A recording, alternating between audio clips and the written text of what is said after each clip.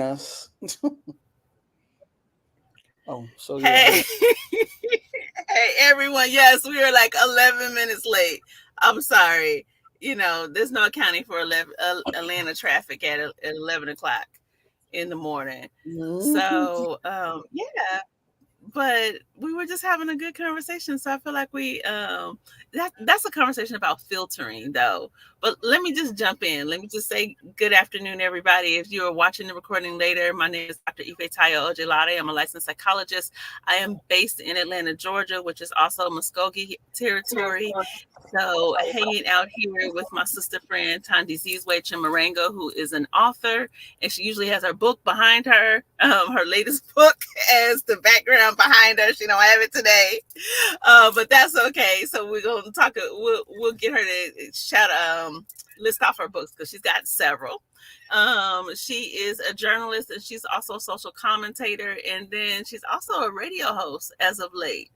So she's been doing a lot of stuff. I'm trying to keep up with her. She's in Tongva territory. So she is nice enough on First Fridays to come and hang out with me and have conversations with a group of us from Los Angeles. How you doing, Sister Tandy? Oh, she's telling me to hold on. She's probably trying to share everything in the social media. Tandy is good. So I'll do let me do the filler space. Tandy be on me about the social media. She's like, you need to take some of these videos, take some clips, repost them. And I was like, I agree with everything that you said.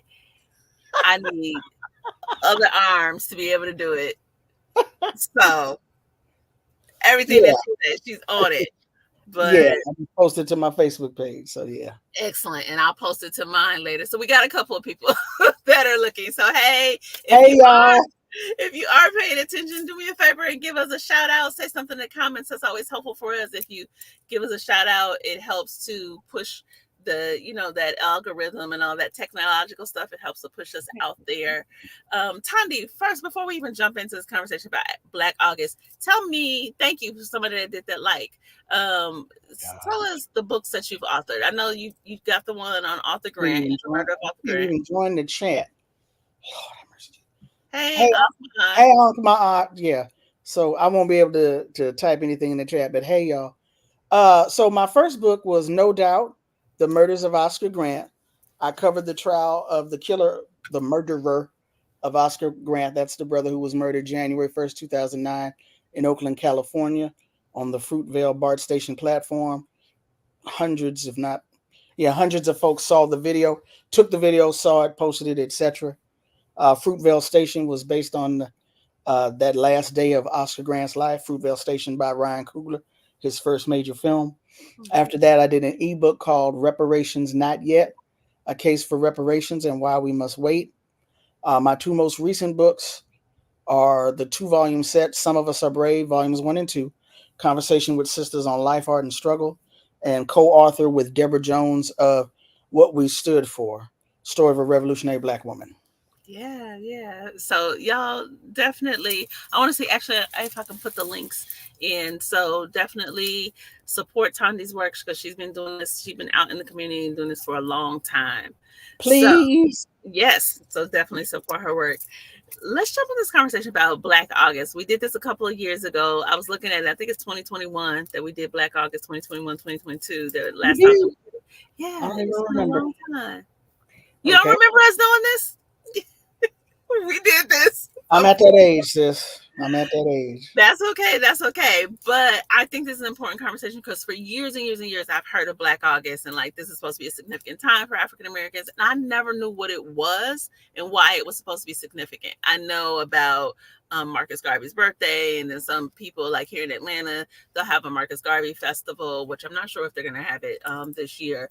But I know over the years that they've had that. But outside of that, I just wasn't clear about what Black August was and why it was important. Mhm. So just give us like a breakdown of the history of what is Black August. So Black August was started here in California in the prisons. San Quentin was the main hub. San Quentin prison, one of the oldest prisons in the country, and it was started as a way to honor.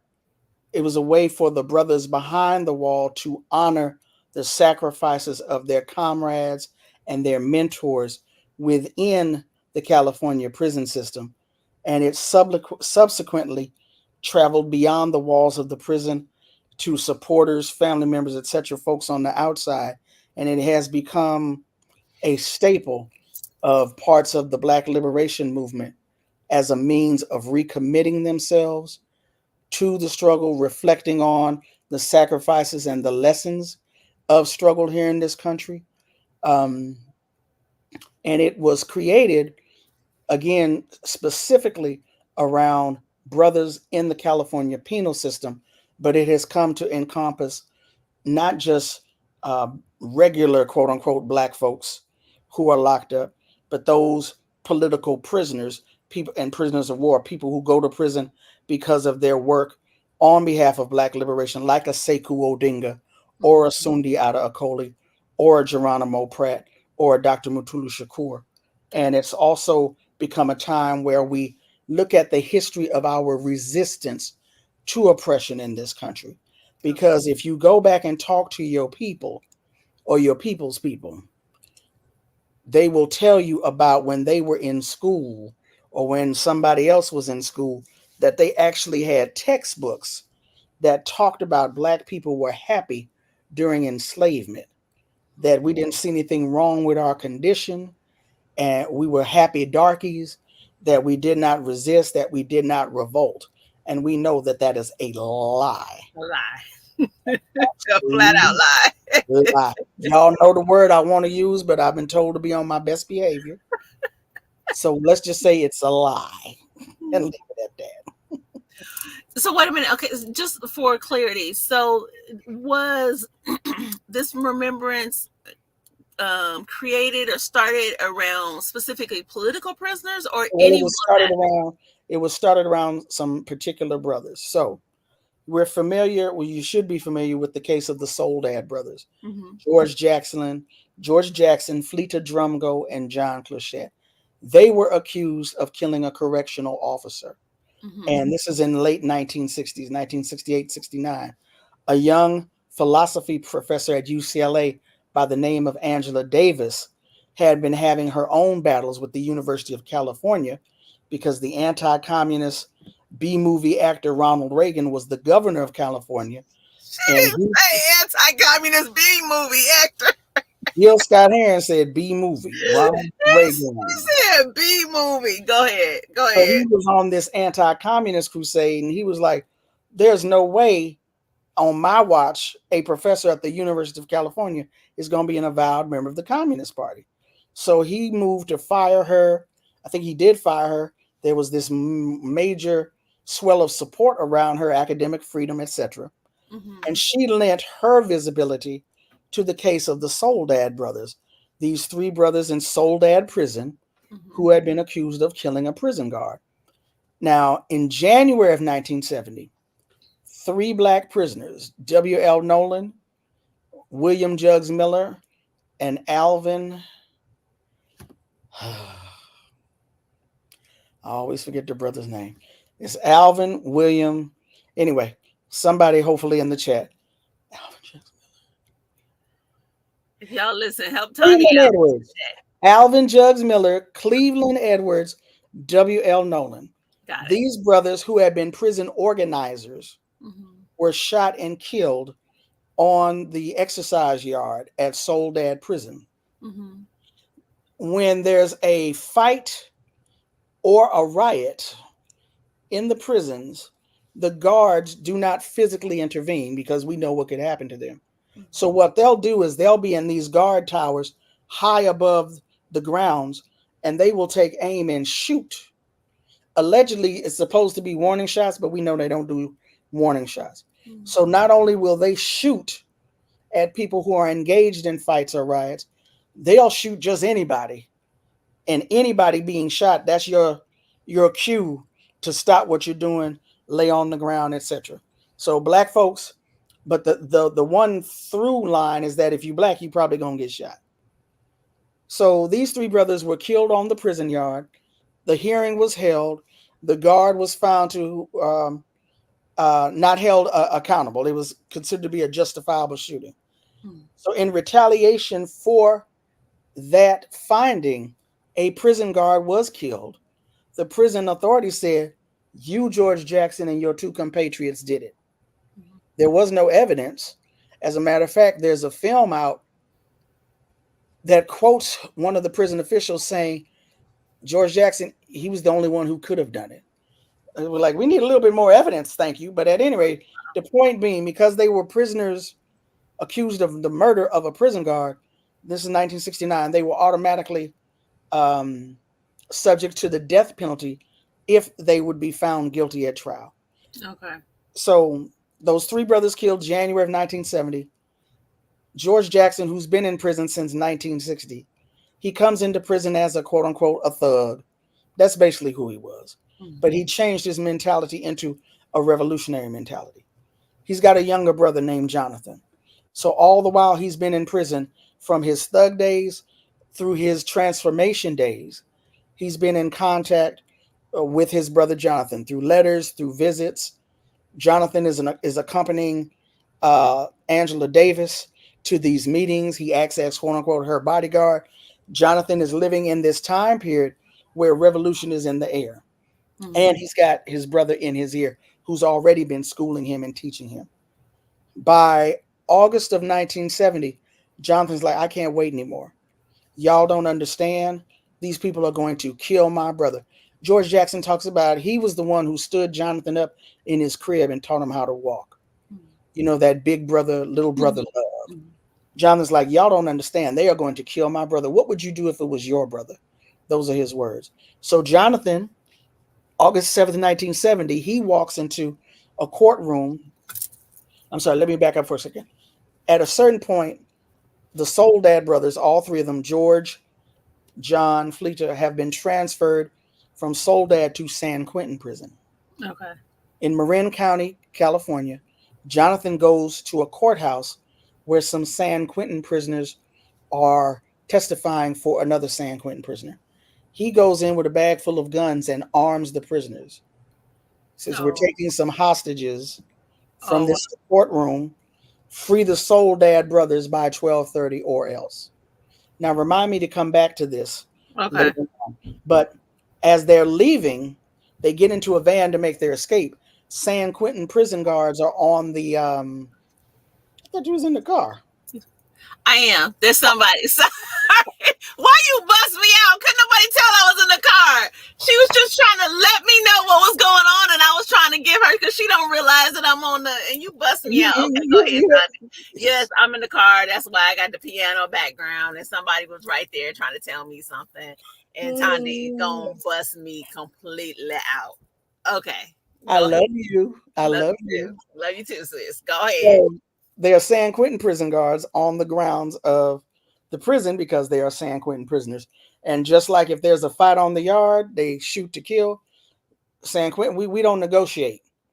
We don't negotiate. You either stop what you're doing or we take you out. And they lit up that van with Jonathan, etc. There was only two, well, maybe three survivors. But Jonathan did not make it. Two other brothers did not make it. Ruchell McGee survived. The prosecutor survived, and one of the hostages survived. Okay. So that's August 7th, 1970. We move to August 21st, 1971. There's a rebellion in San Quentin prison. George Jackson attempts to make an escape. He is killed by San Quentin prison guards. Now, because the violence and the racism is so arbitrary behind bars, these were the brothers who would embrace young black men and black men in general when they would come into prison, give them what they needed to know to not only survive the racism and brutality of the prison, but they would also be like, hey, what we're struggling with here in prison, it's part of this same civil rights / black power movement. We can no longer be thugs. We have to join this struggle of our people. So one of the brothers who was a part of that movement, his name was Katari Galden. We fast forward to 1978, August 1st, 1978. Katari Galden is playing football on the yard. He trips and falls and hits his head on a piece of pipe that is jutting out of the playground, the yard. And the prison authorities allow him to bleed out and die.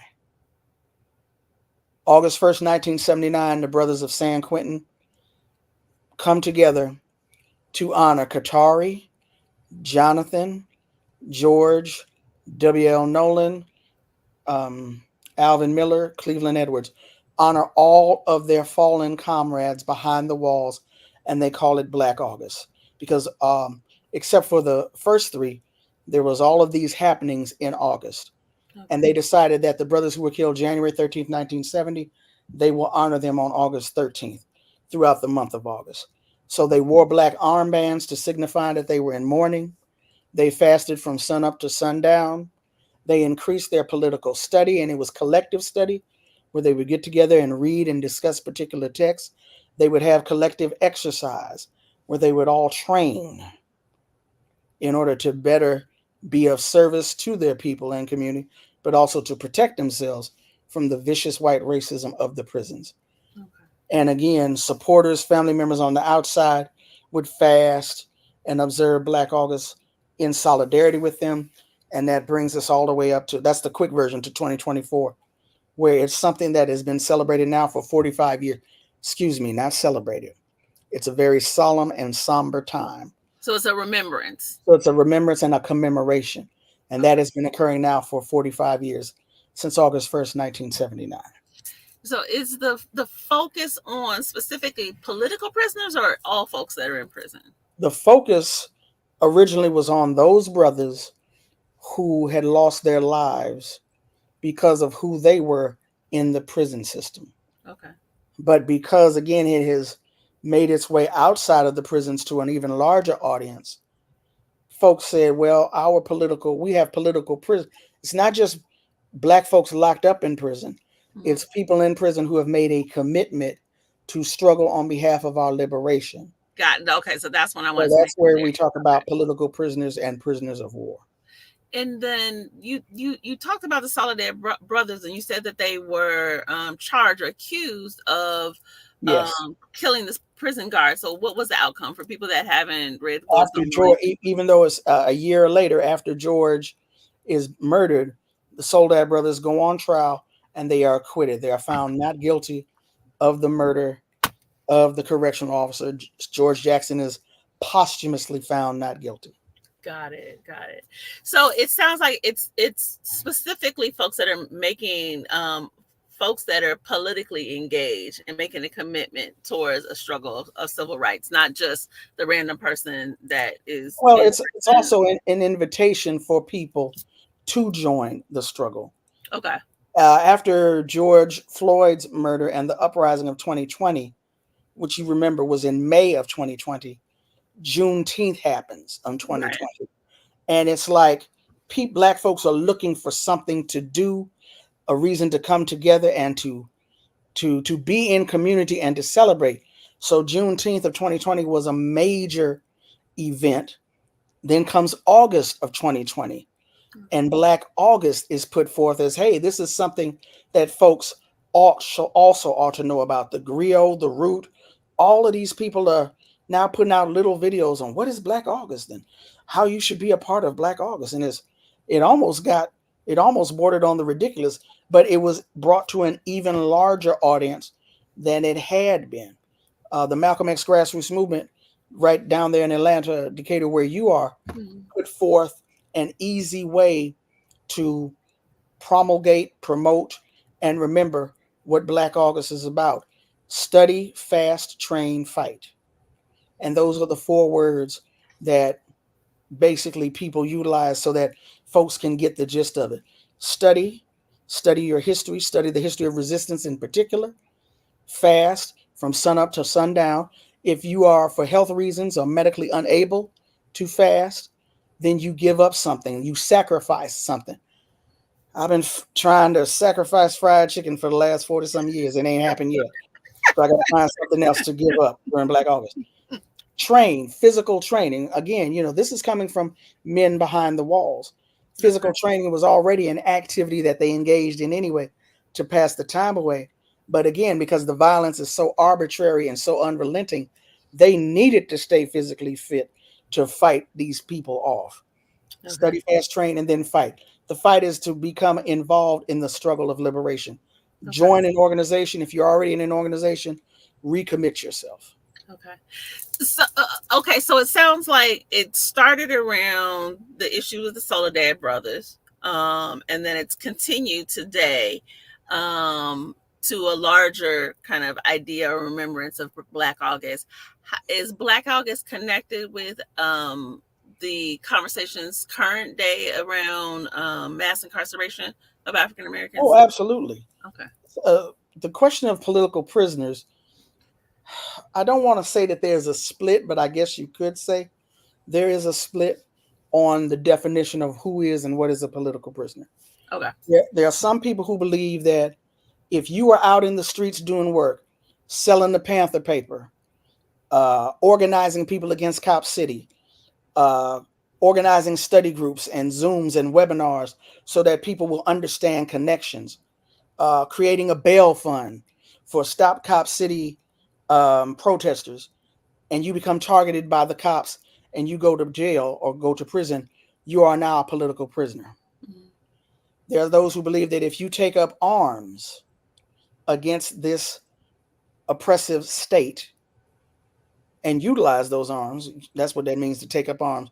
You are now a prisoner of war, a prisoner of the war that has been declared against us, and you have accepted that declaration and that challenge, and you okay to wait and go back. And Okay, then, but let me just be oh gosh. But I just want to be clear. We are not advocating that people take up arms. I just want to be clear. no, Just tell the Dr. definition. Ifetayo Ojelade and a healing paradigm are not advocating that I just whatsoever. I'm simply breaking the information down. thank you. Okay, go ahead. And then you have what I call the George Jackson political prisoner. Mm-hmm. These are the folks who go into prison and jail. Not only do they not have any revolutionary consciousness, they did not go for a quote unquote criminal act or political. Sorry, they did not go into prison for a political act. In other words, you robbed this bank because you needed to pay your rent, which is, I understand that. Not that you robbed the bank to send some money to Palestine or someplace else. That's a political act. So the folks who go into prison under quote unquote regular criminal activity, but Mm-hmm. then their orientation changes. Okay. And now they say, I'm no longer going to prey on my community. I'm no longer going to be a nuisance to my community. I'm going to be an asset. I have a much better idea now of the forces and the people who are my enemies. And now I am focused on that. Here in California, we have more of the latter. Got it. Those brothers often get forgotten, but they continue to do work. And I won't say most recently because that was over 10 years ago. But in 2011, throughout the state of California, there was a hunger strike because the prisoners said the use of solitary confinement is against our human rights. Mm-hmm. And every prison in California went on strike. Many of the organizers behind that are also members of Black August. Got it. Got it. Okay. I'm always curious. In other words, so in terms of abolition Mhm. and mass incarceration, they agree. And let me just say that mass incarceration, this might this might be where we differ. Many of us differ, but there's incarceration and there's mass incarceration. Mhm. Some people say no cages, no incarceration, nothing. And some folks say, no, you just can't just lock up black people because you think all black people are criminal and irredeemable. Mhm. Because you want to disappear us because we pose a problem. As Malcolm say, we're America's problem. You can't just throw us all in prison and hope to get rid of us, but exploit us for prison labor. So they're absolutely a part of that movement against mass incarceration. Okay, so the other thing that I'm thinking of is, and I feel like we could have a whole conversation around this, around prison abolition. There's no shortage of topics, trust me. None whatsoever. Oh, y'all can really tell that I'm in the car. Everything is binging and popping. um, the prison abolition, because I've listened to conversations, had some conversations with folks that are advocate for like complete prison abolition. And me as a psychologist, I'm like, no, no, no, no, no, absolutely not. Absolutely not. There's some orange folks that is running for high office that need to be incarcerated. Well, my based on my personal situation, Mm-hmm. I had to take out a restraining order on a family member. Mm-hmm. If you cannot or will not restrain yourself, you need to be restrained. Mm-hmm. That's why they call it a what? Restraining order. So there are some people who need to be kept away from us. We call that antisocial behavior. If you just gonna be out here preying on people, acting a fool, and we come to you and say you cannot do this, you got to get it together, and your position is the hell with you. Oh, we got something for you. We call that incarceration. So I would Again, mass almost like that. incarceration. So you're not a prison abolitionist. It sounds like. I'm for abolishing prisons after we lock up all the white terrorists and them folks who have the right based upon their employment with the state to kill us unjustly and usually get off. So after they get their Some folks justice, that then look let's like us that do that too. huh? Say it again. I said there are people that look like us that will do that too. That will be But harmful. they wear a uniform? Is that what you're saying? Yeah, yeah, yeah. Yeah, it's the uniform I'm talking about. It's the institution I'm talking about. What but then even so then where do we go with this conversation around and I'm gonna come back, I'm gonna tie this into Black August with this Mm-hmm. conversation around prison reform. So that's kind of like the broad topics that people talk about prison reform. I'm wondering about that within the the context of the community that we live in, the Mm-hmm. zeitgeist that we're in right now, where there tends to be a promotion of violence, there tends to be a promotion of just being a mean spirited and harmful person, and that it's okay to harm other people. So how do we reel this in so we can really start to heal the community, and not consistently create problematic situations that require intervention outside of the family and community? Is my question clear? I don't know if my question's clear. It's a little bit unclear. Okay.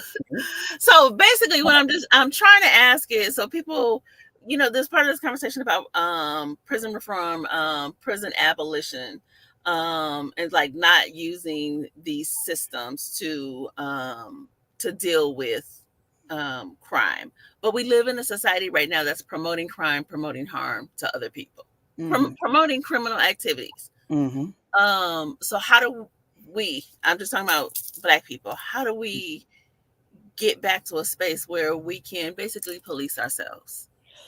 Well, yeah, we got to get back to that space. We always talk about we need our own systems, we need to police ourselves, and then we don't do it.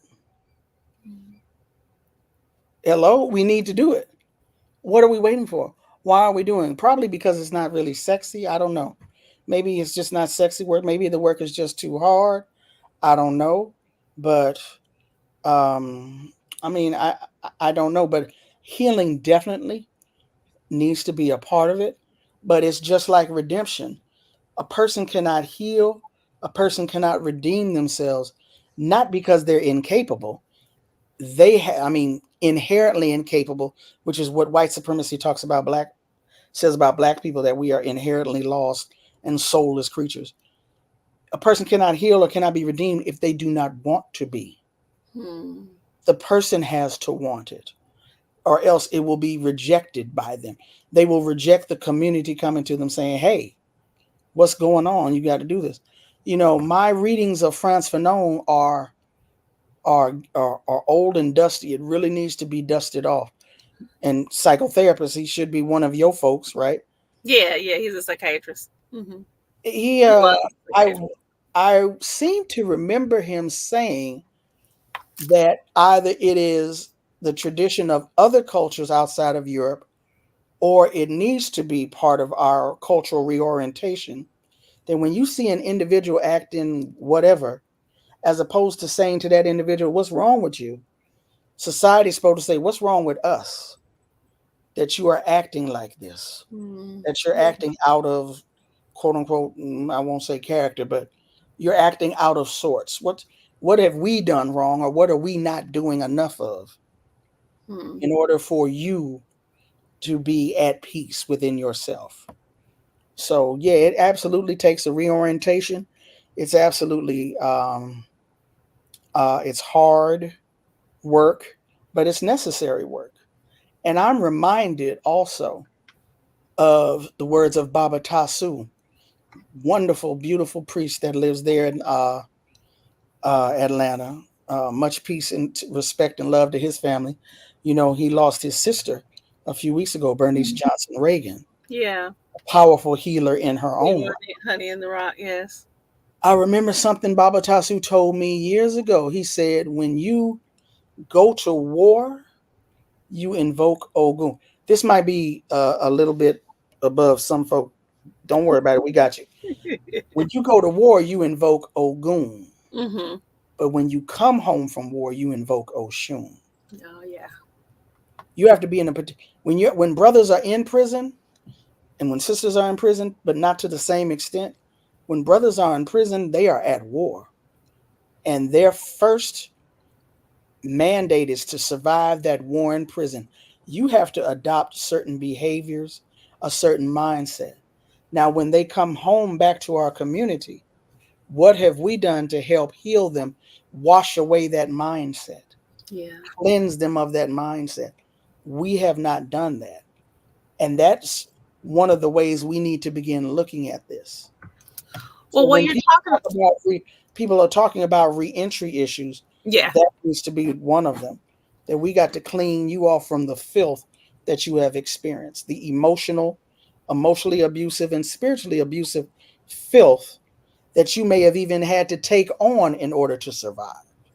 So what you're talking about, yeah, I'm glad you mentioned reentry because they're out there in California, in Los Angeles area, is Dr. Cheryl Taiwadi Grills, and she was doing some work around that and looking at African-centered models of reentry back into the community and thinking about that years ago. So there are definitely folks that have been talking about this issue of the trauma that happens when people are incarcerated, and particularly long-term incarceration, and then what's the impact and how do people re-enter into the community. And I don't know if you ever knew this about me. So under the Obama administration, under the Clemency Project, I was actually paid to write a book on reentry. So I don't have it in front of me because, like you done told everybody already, I'm in the car.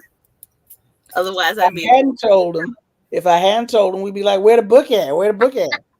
Why you can't show us the book?"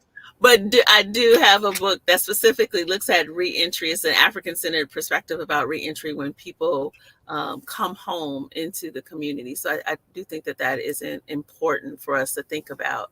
For those of us that are out here in the community and want to support, how do we support? And how can we be a support in terms of Black August? I know you said you got um, the 4 points from Mhm. the Malcolm X grassroots movement, but other ways do you think that we can be supportive? Absolutely. Right there in Georgia, you have a brother by the name of Kamal Siddiqui, Mm-hmm. who is imprisoned, wrongfully imprisoned because he is the father of one of Assata Shakur's children. Mm-hmm. He was accused of killing a police officer. He was arrested on this old charge they dug up, and they told him, "Tell us how to get to Assata, and we'll make this go away." Now, this is a brother who used to be a Panther. No, okay, I can't say no longer a Panther, veteran Panther, but not necessarily doing Panther type work anymore, just Mm-hmm. trying to live his quiet life. But he maintained his principles. That's not going to happen. He goes to trial, he gets found guilty, he's in prison in Georgia, He's got health challenges. Remember, this is from 50 years ago. These people who were teens and in their 20s 50 years ago, So they're he's in still in their prison 70s. now. He's in prison now, right now in Georgia. Oh wow. So he needs support. Imam Jamil Alameen, who is, to my knowledge, I don't believe he's in prison in Georgia. No, he's not in Georgia. He's physically out of Georgia, but his community and the movement to free him is there in Georgia. Those are two examples of political prisoners who need to be supported. But other than that, just like out here in California, who are the brothers and sisters in Georgia prisons who need and want to be embraced and brought in to this struggle to free our people? Make contact with them, Okay. mentor them, be pen pals with them, Okay. support them. Are And there then, of any? course, join an organization that Mm. says it's fighting for its people. And if it's not really fighting for its people, you call that out. Are there any sisters that you can think of that you can shout out that need some support? I'm gonna put you on the spot. Okay, I didn't mean to put you on the spot. So that's the homework Uh, that we need to do because I'm always asked about the sisters. I'm always asked there's about a the sisters. sister. Okay, we done already had the what was the we done already had the disclaimer. So But I I'm know of a sure there sister. are because we know, and because what I keep hearing from you, which is really standing out to me, is like you're not necessarily saying it's everybody. You're saying regardless of whether you went in as a political prisoner or you went in for just kind of everyday kind of criminal activity and then you became politicized when you're in prison. That's the focus, is people that are committed to the community. So it sounds like this focus is not for people that are just out doing criminal activity. They go to jail and This ain't for Pookie Ray Ray now. okay, I'll just checking. Uh, Now Sister, that's my orientation. but Somebody that's the old else. lady orientation. You know that, right? Because some people don't think like. But I think that comes no. But see, I think that's a generational thing. For us, where I think it's very different now, and that's a whole other conversation of how politicized or popularized the idea of like having gone to prison and committed crimes and being problematic to the community is. It reminds me of Tyrone Jones, not Tyrone Jones. What's the who cloned Tyrone? Like somebody that's just basically problematic to the community, and that being elevated as someone that you should look at versus what you're talking about And is they haven't changed people, their behavior. and they haven't changed their They've been behavior. elevated, right? And so then they come back out in the community and they're disruptive to the community. And what you're talking about is folks who have been their political orientation was either before they went to prison or they went to prison and they developed a political orientation. And those people are talking about not being a problem to the community, but being a help and support of the community, which is very different than some of the conversation that I think you hear today. Because this is idea of like just like, oh, like it's almost a badge of honor to go to prison, and having been problematic. Well, I mean, it's kind of a rite of passage, but not one you need to be. No, One you need to be proud of. But that's why I But say that. again, out there in the world, there's this discourse: is it abolish all prisons or abolish mass incarceration? Mass incarceration and problematic. So like when we look at what do they call it? I think they call them lifestyle crimes. I mean, there are people who argue that by virtue of us being here in this country, we are all political prisoners. All black people, we are all prisoners of war.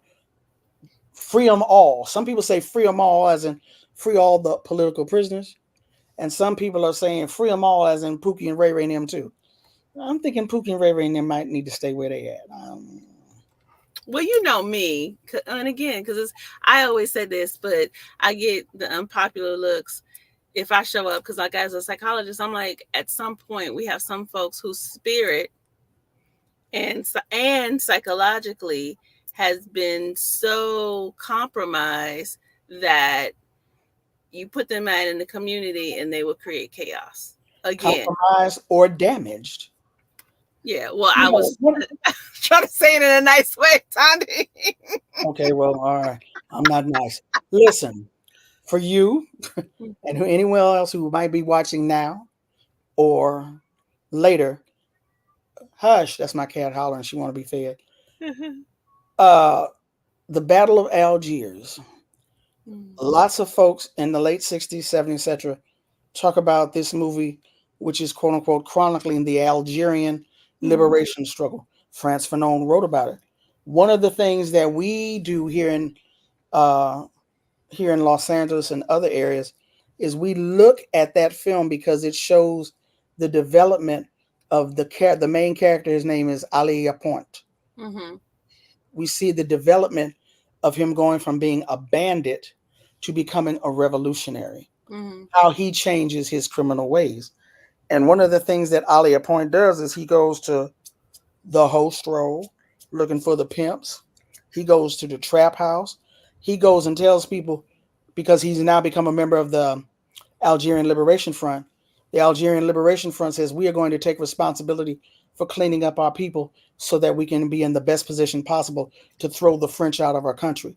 Ali Mm-hmm. Appoint is going through the hood looking for the pimps and the pushers. Like, you got to clean up your ways, or it's bye bye. It's Or it's gonna be problematic. it's good night for you.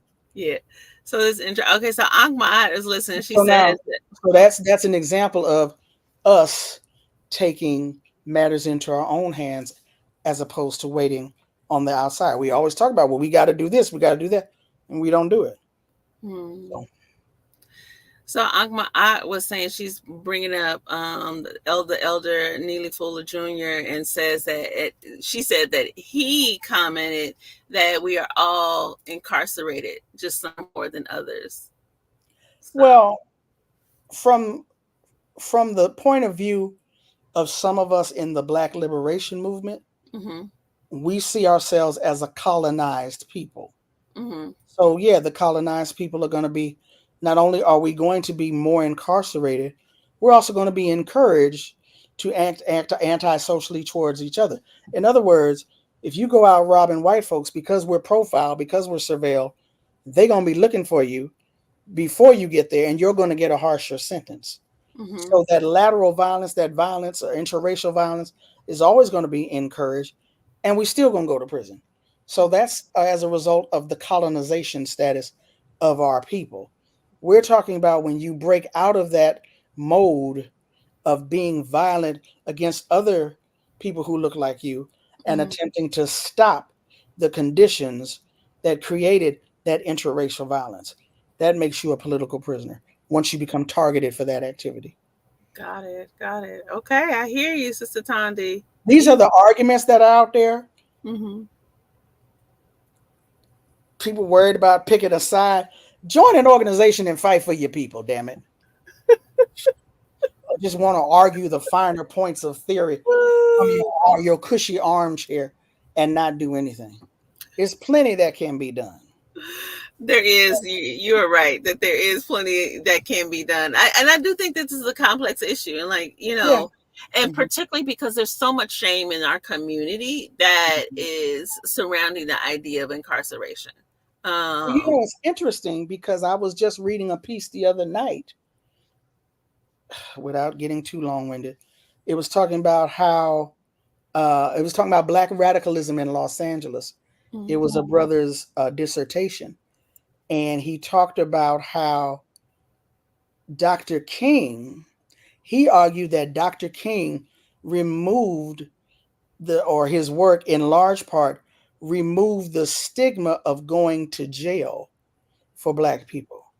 We were afraid of losing our jobs. We were afraid of social ostracization. It's ostracism. We was afraid of getting, you know what I mean? And he says going to jail, protesting unjust laws made it kind of okay. I'm no longer have this stigma. I no longer have this fear.